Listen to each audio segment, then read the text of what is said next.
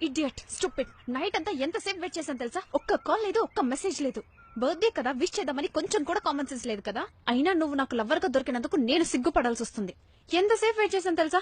నా బర్త్డే అయినా సరే నేనే నీకు కాల్ చేస్తూ చచ్చాను. అన్ని మెసేజెస్ చేశాను, అన్ని కాల్స్ చేశాను, ఒక్కదానికి కూడా రిప్లై లేదు. ఏం చేశాను నైట్ అంతా? గిఫ్ట్ కూడా తెలియదు. మా మమ్మీ మా డాడీ అందరూ విష్ చేశారు, నువ్వు ఒక్కడివి తప్ప. లవ్వర్వి కదా, నువ్వే ఫస్ట్ విష్ చేయాలని ఎంతో ఆశపడ్డాను.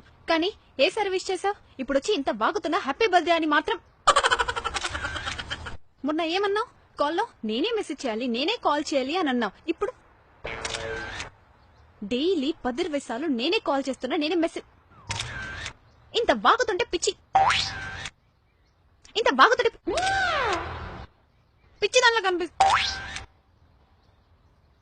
పిచ్చిదానిలా కనిపిస్తున్నానా? అవునులే, నేనే నీకోసం నేనే వస్తున్నా కదా.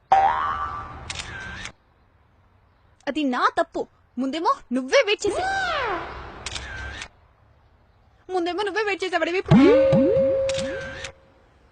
నేనే వెయిట్ చేయాల్సి వస్తుంది నీకోసం. అయినా కూడా